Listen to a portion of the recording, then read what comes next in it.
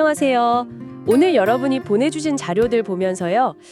아주 근본적인 질문 하나를 던져보게 됐습니다. 네, 안녕하세요. 뭐냐면 과연 운명이라는 거 바꿀 수 있는 걸까 하는 거죠.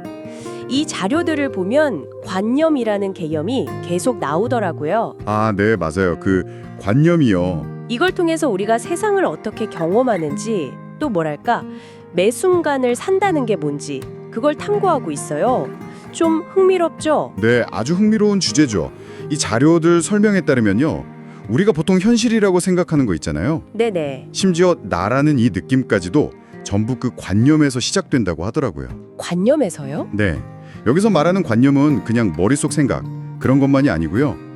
세상을 이루는 어떤 기본 재료, 그런 느낌이에요. 아, 기본 재료요? 네, 예를 들면 뭐 빛이랑 어둠이라든지 아니면 있음 거 없음 같은 아주 기본적인 양극성 관념들, 이런 게 우리가 세상을 경험하는 바탕이 된다는 거죠. 아, 그러니까 관념이 우리가 현실을 이렇게 보고 느끼고 체험하는 기본적인 재료다. 그런 말씀이시군요. 네, 그렇죠.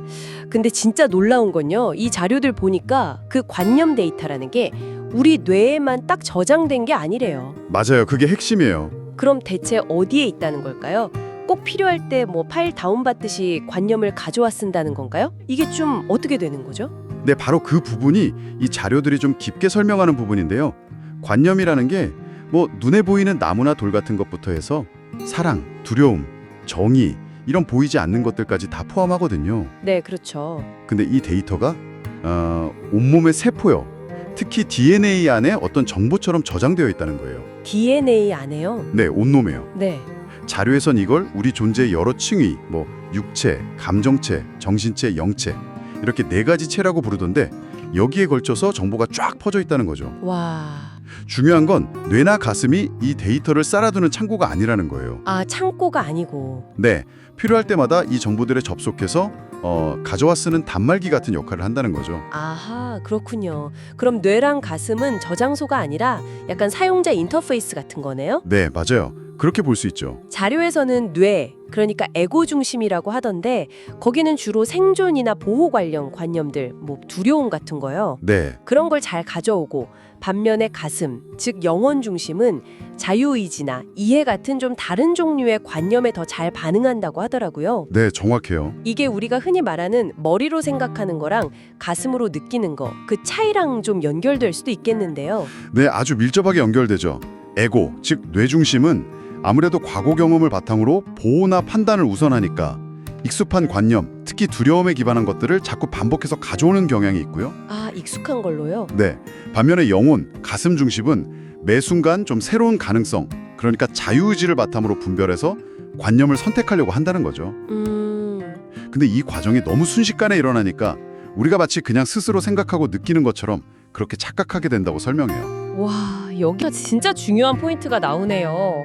그럼 결국 내가 뭘 해야지 이렇게 행동을 결정하기 전에 그보다 먼저 어떤 관념, 어떤 데이터를 가져와서 이 현실을 체험할까? 이걸 선택하는 게 있다는 거군요. 네, 바로 그거예요. 심지어 우리가 그냥 반사적으로 하는 행동 있잖아요. 그것조차도 사실은 육체가 특정 관념을 선택한 결과라고 하니까 와, 이건 정말 관점의 전환인데요? 맞습니다. 이 관점에서 보면요, 우리가 예를 들어 두려움이라는 관념을 원래 가지고 있어서 두려움을 느끼는 게 아니고요. 네. 매 순간 두려움이라는 관념을 선택해서 가져오기 때문에 그 결과로 두려움을 체험하게 된다는 거죠. 아, 매 순간 선택한다. 네, 이게 자료에서 말하는 매 순간 사는 법의 핵심 의미인 것 같아요.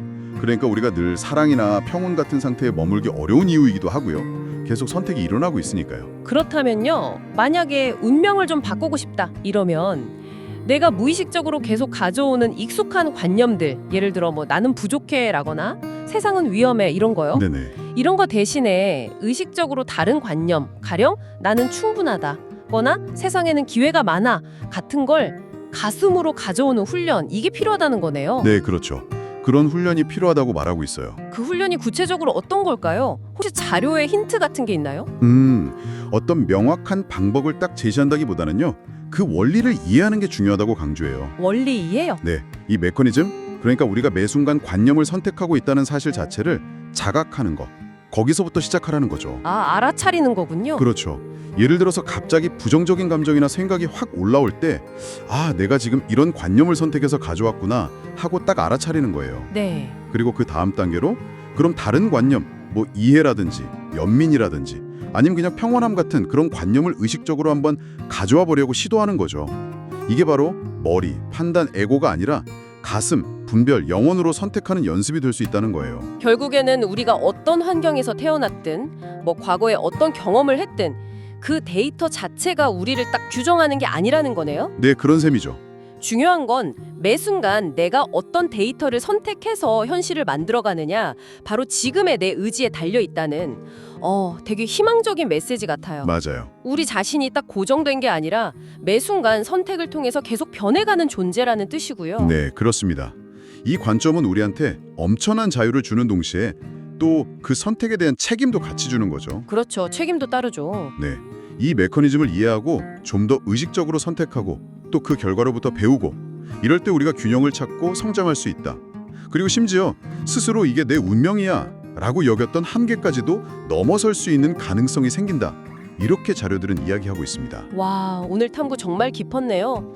마지막으로요, 이 자료들이 우리한테 던지는 질문을 한번 곱씹어보는 건 어떨까요? 네, 좋죠. 만약에 모든 경험이 정말로 우리가 어떤 관념을 가져올지 선택하는 거라면요, 이해나 연민, 감사 같은 좀 긍정적인 관념들 있잖아요. 네, 이런 걸 의식적으로 더 많이 선택하는 게 단순히 그냥 내 기분만 좋아지는 걸 넘어서서 나와 다른 사람과의 관계, 더 나아가서 우리가 사는 이 세상 자체를 조금씩 변화시킬 수 있는 그런 힘이 되지는 않을까요?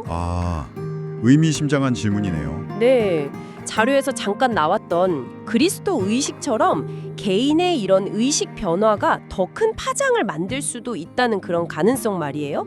여러분은 어떻게 생각하시나요? 한번 생각해 볼 만한 질문인 것 같습니다.